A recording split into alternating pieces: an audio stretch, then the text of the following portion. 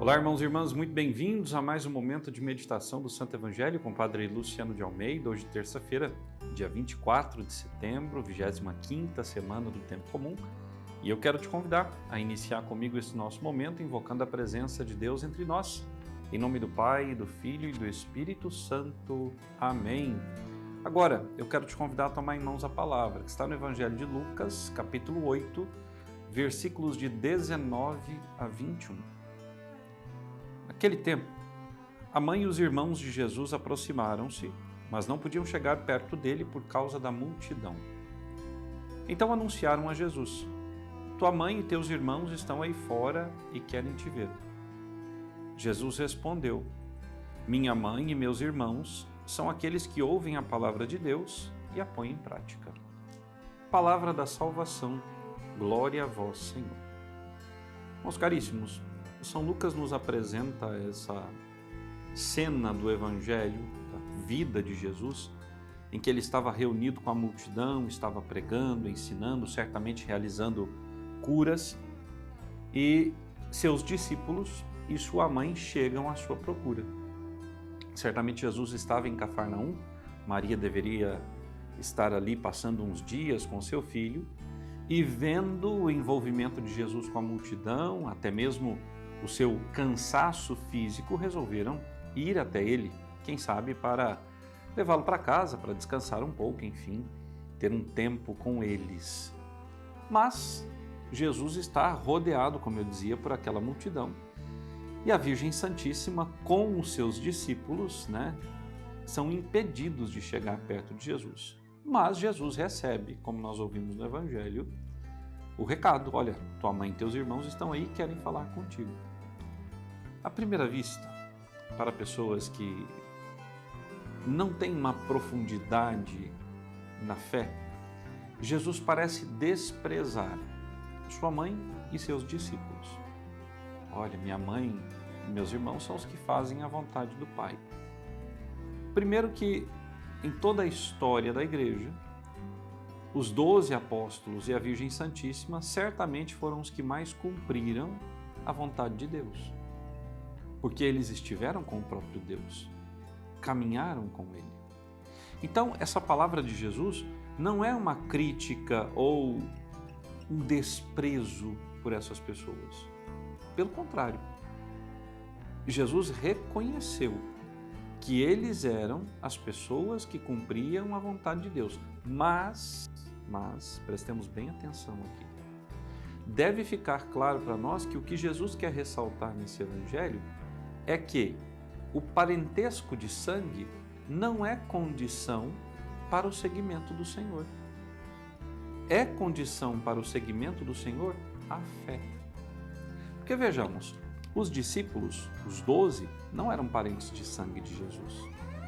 Mas por que estavam com Jesus?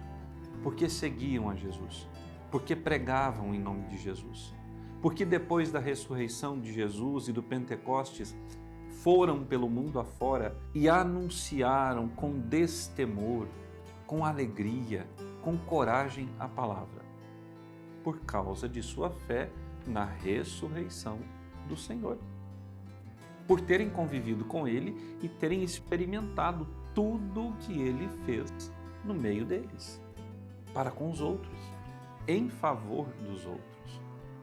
Ora, Maria desde sempre acreditou, nós sabemos disso, nunca teve motivos para duvidar da presença e da ação de Deus, porque por ela o pecado nunca passou.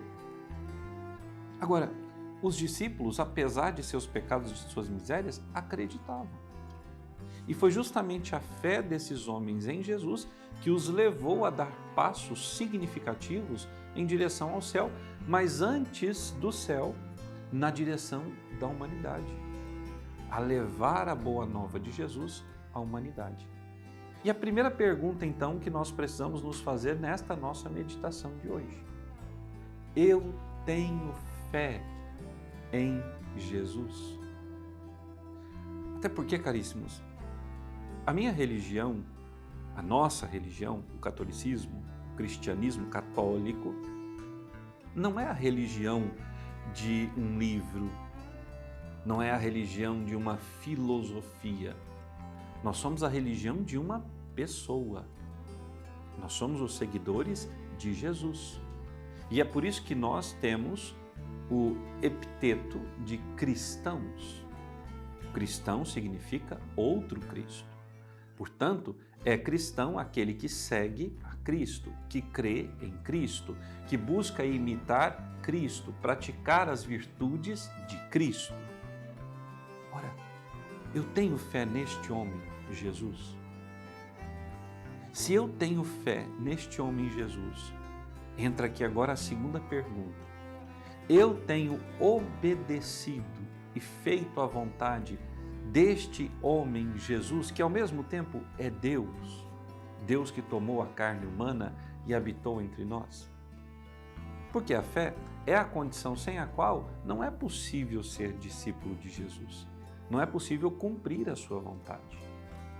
Então vejam, não é necessário parentesco de sangue ou a proximidade de uma amizade tão estreita como os discípulos tinham com Jesus, que se sedimentou ao longo daqueles 3 anos para ser discípulo. Discípulo, irmão, irmã, pai, mãe, é aquele que tem fé, que crê no Senhor e que não somente crê, mas que se dispõe a seguir a sua palavra e a viver nesta palavra. Aqui entra uma terceira pergunta. Eu e você estamos vivendo nesta palavra, por esta palavra, a serviço desta palavra? Porque do que adianta um monte de pessoas que ouvem o Evangelho, que meditam o Evangelho, mas que não põem em prática o Evangelho? De que adianta um monte de gente que recebe o sinal sagrado do batismo, que tem a marca do pecado original perdoada na sua alma, mas vive como se fosse um pagão e pecador? De que adiantam pessoas envolvidas em movimentos e pastorais se elas não são capazes, com o seu testemunho pessoal, de anunciar Jesus, mas anunciam a si mesmas? Porque têm fé em si mesmas, nas suas capacidades e não no Espírito Santo, que é quem nos capacita para servir a Jesus. De que adianta? Eu estou vivendo nesta, desta e para esta palavra? Ora, preciso me perguntar e preciso responder a mim mesmo e, sobretudo, a Deus sobre a minha atitude cristã. Mais que qualquer outra coisa, o Evangelho de hoje quer questionar a nossa postura cristã. Eu, de fato, estou sendo cristão? Vivo como cristão? Amo como cristão? Penso como cristão? Porque o testemunho de vida conta mais do que 1000 ações pastorais.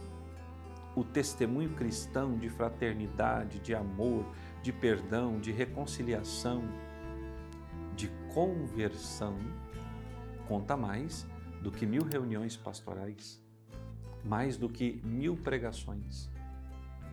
Nós sabemos quantos santos, apenas por passar entre as pessoas, sem dizer uma única palavra, anunciavam a Cristo com a sua própria vida. Nós estamos anunciando Cristo com a nossa própria vida a ponto de sermos reconhecidos ou confundidos com seus irmãos e irmãs, pai e mãe? Vamos receber a bênção final. O Senhor esteja convosco. Por intercessão da bem-aventurada Virgem Maria, de São José, seu esposo, e São Miguel Arcanjo, desce e permaneça sobre vós a bênção de Deus Todo-Poderoso, Pai, Filho e Espírito Santo. Amém. Até amanhã.